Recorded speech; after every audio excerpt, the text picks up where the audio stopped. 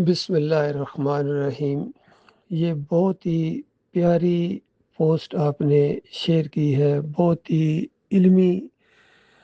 مواد ہے۔ اس کے اندر 4 قرآنی آیات کا حوالہ دیا گیا ہے۔ اب میں ان آیات کے اوپر باری باری ان کے معنی اور مفہوم کے اوپر گفتگو کروں گا۔ پہلی آیت ہے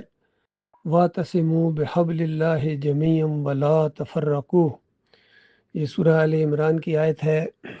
اللہ تعالیٰ نے مسلمانوں کو زور دیا ہے اس بات کے اوپر کہ اللہ کی رسی کو، یہ اللہ کی رسی ہے، ایمان خالص، قرآن اور صحیح حدیث۔ اس دور میں قرآن نازل ہو رہا تھا اور نبی علیہ السلام موجود تھے، تو مخلص مومنوں کو کہا گیا کہ اس دین کے ساتھ، یہ جو خالص دین ہے، توحید کی یہ جو دعوت اٹھتی ہے، اس کے ساتھ مضبوطی کے ساتھ چمٹ جاؤ، مضبوطی کے ساتھ، ذرہ برابر اس میں کمزوری نہیں دکھانا ہے، ذرہ برابر اس کے اندر شک نہیں کرنا ہے، اور علم آنے کے بعد آپس میں تفرقہ بازیاں نہیں کرنی ہیں، آپس کی گروہ بندیاں نہیں کرنی ہیں، تو پھر دیکھنا دنیا بھی تمہاری ہے اور آخرت بھی تمہاری ہے۔ وَأَنْتُمُ الْأَعْلَوْنَ إِن كُنتُم مُؤْمِنِينَ، اگر تم مومن بن جاؤ، ماننے والے بن جاؤ، جب اللہ کی بات آ جائے اور اللہ کے رسول کی بات آ جائے تو پھر ماننے والے بنو، پھر شکوک و شبہات پھیلانے والے نہ بنو، پھر انکار والا انداز اختیار نہ کرو۔ تو اس طریقے سے جب وہ مومن بنے تو اللہ تعالیٰ نے ان کو دنیا میں بھی سربلند کیا، ان کا ذکر خیر جاری ہو گیا، اور دنیا میں کتنوں کے لیے جنت کے دروازے کھول دیے گئے، یعنی ان کو جنت کی خوشخبریاں مل گئیں کہ مرنے کے ساتھ ہی تم جنت الفردوس میں اور جنتوں میں چلے جاؤ گے۔ دوسری آیت اس میں یہ بیان کی گئی ہے کہ انما المؤمنون اخوۃ فاصلحوا بین اخویکم، کہ مومن تو آپس میں بھائی بھائی ہیں، یعنی صحیح معنوں میں جو رشتہ ہے بھائی بھائی کا، جس کو بھائی چارہ کہتے ہیں، وہ یہ خون سے رشتے سے بھی زیادہ آپس میں محبت کرنے والے،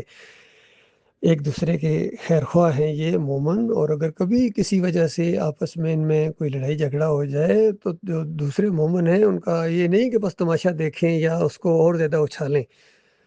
ان مومنوں کا کام ہے کہ آپس میں اصلاح کرائیں، اپنے مومن بھائیوں کی آپس میں ملانے والا انداز اختیار کریں۔ تو یہ مومنوں کی ایک خاص صفت بیان کی گئی ہے۔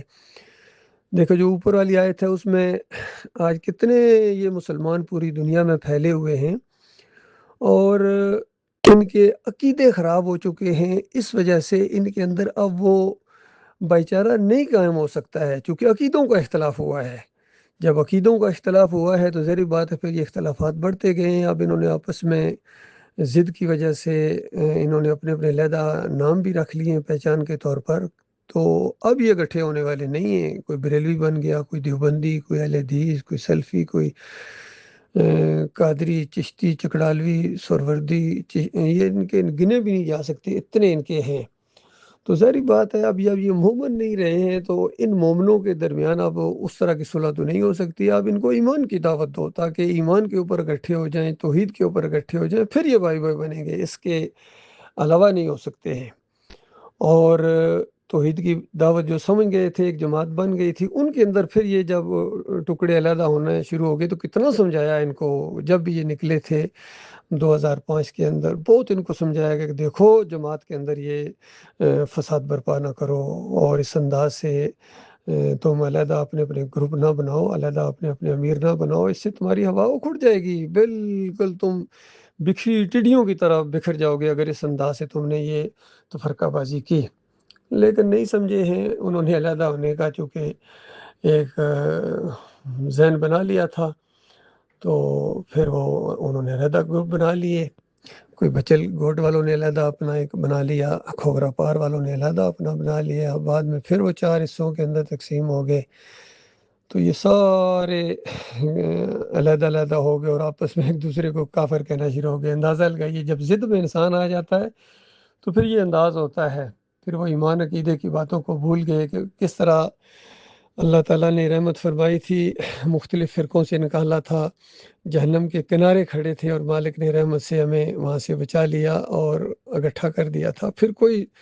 صورت نہیں تھی کہ ہم پھر علیحدگی اختیار کریں ایک دوسرے کے ساتھ۔ بہرحال ابلیس تو طاق میں تھا، اس نے وار کیا ان کے امیر کے اوپر بعد میں، اور 2017 کے اندر آ کے ان کے عقیدے کے اندر خرابی آ گئی، سجدہ تعظیمی کا شرک ان کے اندر آ گیا، اور وہ ساری جتنی کوششیں تھیں وہ برباد ہو گئیں۔ کتنی محنتوں کے بعد ڈاکٹر عثمانی رحمۃ اللہ علیہ نے اس ایمان خالص کو پھیلانے کے لیے کیا کچھ نہیں برداشت کیا تھا، کتنی ماریں کھائیں، اور شہر بدر کیے جاتے تھے، اور بہت ہی زیادہ تکلیفیں اٹھائیں۔ ہم تو بہت تھوڑا جان گئے ہیں، جو اصل کچھ ہوا ہوگا وہ تو اس سے کہیں زیادہ ہے۔ بہرحال 7 سال ان کو سمجھاتے رہے محمد حنیف کو، اور یہ نہیں سمجھے ہیں۔ انہوں نے اپنی ضد کا اور انا کا مسئلہ بنا لیا، اور غصے میں آ کے انہوں نے ایمان خالص کو چھوڑ دیا۔ بالکل اسی طرح غصہ انہوں نے کیا جس طرح وہ آتا ہے کہ تم اس بڑھیا کی طرح نہ ہو جانا جس نے بڑی مشکل سے، بڑی محنت سے سود کاتا، اور اس کے بعد جب تھوڑا سا اس کو غصہ آیا تو سارا توڑ پھوڑ کے اس نے برابر کر دیا۔ تو حالانکہ محمد حنیف صاحب نے بھی بہت محنت کی تھی اس جماعت کو آپس میں جوڑنے میں اور پھیلانے میں، اور سارا کچھ بہت کچھ کیا تھا، اس میں کوئی شک نہیں ہے۔ لیکن جب غصہ ان کو آیا تو اس کے بعد انا کا مسئلہ بنا کے اپنی ساری کارکردگی کے اوپر سے پھیر دی انہوں نے۔ بہرحال اسی شرک کے اندر ان کی موت آ گئی۔ اب جو باقی بچ گئے تھے یہ چند لوگ جب علیحدہ ہوئے سجدہ تعظیمی کی بنیاد کے اوپر، تو ان کو میں نے خاص کر ایک بات سمجھائی تھی۔ عام طور پر میں ان کو کہتا تھا دیکھنا، اب تم آپس میں بھائی بھائی بن کے جڑ جانا، آپس میں بالکل ذرا برابر ایک دوسرے کے لیے کوئی ایسا معاملہ نہ کرنا، تب یہ معاملہ آگے چلے گا، تم یہ معاملہ نہ کرنا۔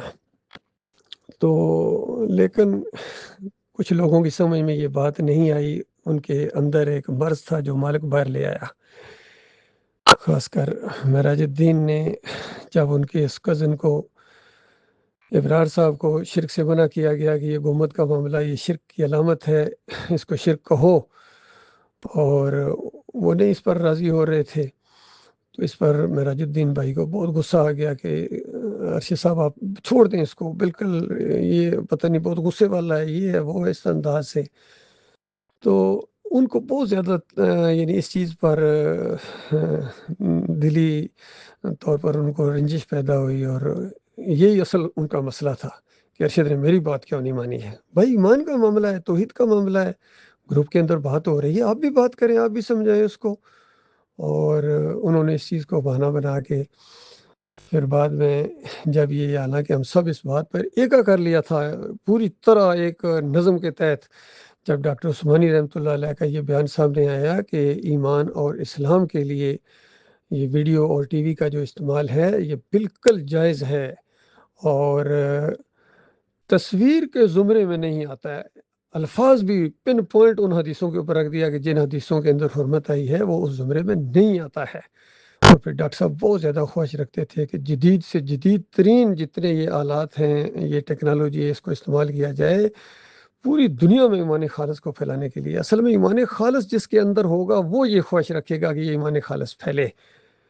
تو یہ پھر مشورے کے بعد اس ویڈیو کا استعمال شروع کیا گیا، اور کچھ لوگوں نے جب اعتراض کیا تو ان کو معراج الدین جواب دیا کرتے تھے کہ نہیں بھائی، اس سے زیادہ اچھا اثر پڑتا ہے، فیس ریڈنگ ہوتی ہے اور لوگ زیادہ سنتے ہیں، اور اس کا اثر بہت زیادہ ہے۔ اور ساتھ ہی کہتے تھے کہ جب ڈاکٹر عثمانی رحمۃ اللہ علیہ کا فتویٰ آ جائے تو پھر ہم کسی کا پرواہ نہیں کرتے ہیں، یہ سارا معاملہ نہیں کرتے ہیں۔ اور پھر ساتھ ہی کہا کہ ہم بڑے سوچ سمجھ کے یہ فیصلہ کیا، ایسے نہیں کیا۔ لیکن جیسا ہی ان کا وہ معاملہ آیا تو انہوں نے اپنے سارے الفاظ کو گویا ردی کی ٹوکری میں پھینک دیا۔ یہی چیز کمال خان کہتے تھے، ارشد صاحب بالکل آپ کا موقف درست ہے، ڈاکٹر صاحب کا موقف درست ہے، لیکن یہ نادان یہ نہیں سمجھتے ابھی یہ کچھ محمد حنیف کے لوگ ہیں، کیونکہ یہ اختلاف محمد حنیف کے درمیان اور ڈاکٹر عثمانی رحمۃ اللہ علیہ کے درمیان تھا۔ ڈاکٹر عثمانی کہتے تھے جائز ہے، اس کا استعمال بالکل جائز ہے، تصویر کے زمرے میں نہیں آتا ہے۔ محمد حنیف کہتے تھے آتا ہے، تصویر کے زمرے میں آتا ہے، اور جو ویڈیو بنائے گا وہ حدیثوں کا انکاری ہو جائے گا۔ یہ ان دونوں کے درمیان اختلاف تھا۔ تو ان لوگوں نے پھر محمد حنیف کے ان لوگوں جو شرک کے اوپر تھے، اگر یہ تمہاری بات مان بھی جاتے تو شرک ان کو کیسے ختم کرو گے، تو ان کی پرواہ نہیں کرنی چاہیے تھی اس معاملے کے اندر۔ لیکن اندروں اندر چونکہ ایک پورا سسٹم جو تھا وہ ایکٹیو ہو چکا تھا، تو کسی رائے پر نہیں پہنچ رہے تھے۔ کمال خان ایک کمزور آدمی تھے نظریاتی طور کے اوپر۔ میں نے ان کو بہت سمجھایا کہ دیکھو ڈاکٹر عثمانی رحمۃ اللہ علیہ کی یہ جو جماعت ہے، اگر تم ڈاکٹر عثمانی رحمۃ اللہ علیہ کے ساتھ معاذرائی کرو گے، ان کی بات کو پیچھے کر کے اپنی بات کو آگے لاؤ گے، تو تمہاری کوئی حیثیت نہیں رہے گی، پھر تم شرعی ناظم نہیں رہو گے۔ تو اس طرح سمجھایا ان کو یہ ہجے کر کے، لیکن وہ چونکہ کمزور آدمی تھے، وہ نہیں اس بات کو سٹینڈ کر سکے۔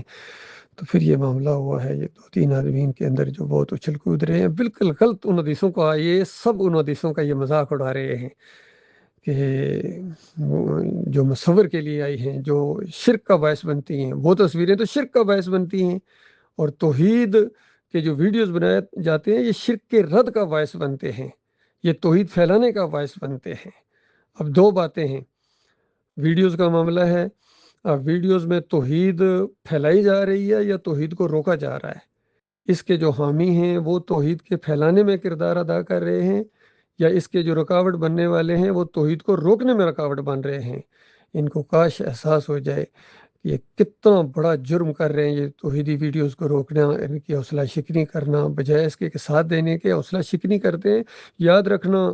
یہ تمہارے کرنے سے کچھ بھی نہیں ہوگا سوائے اس کے کہ تم اپنی بربادی کا انتظام خود اپنے ہاتھوں سے کر رہے ہو۔ یہ بات تمہارے کانوں نے سن لی ہے، اور یہ ضد میں ابھی آ گئے ہیں، اور انہوں نے انا کا مسئلہ بنا لیا ہے، اور ان کو ہوش نہیں ہے کہ ایمان اور اسلام کا مسئلہ ہے۔ یہ کوئی شادی بیاہ کی ویڈیوز کی بات نہیں ہو رہی ہے، توحید کے پھیلانے کی بات ہو رہی ہے، اور موحد عالم دین کا یہ فتویٰ ہے، ایمان خالص پھیلانے والے اس دائی کا یہ فتویٰ ہے کہ ایمان اور اسلام کے لیے اس کا استعمال بالکل جائز ہے، اور تصویر کے زمرے اور تصویر کے حکم میں نہیں آتا ہے۔ اب اس کے مقابلے میں اگر یہ معراج الدین کہیں اور کمال خان کہیں کہ تصویر کے زمرے میں آتا ہے، تو بتاؤ عالم دین کی بات کو مانیں یا ان جہلوں کی بات کو مانیں؟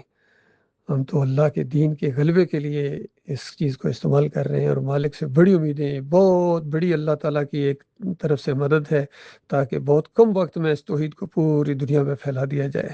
اللہ تعالیٰ غور و فکر کرنے کی توفیق عطا فرمائے۔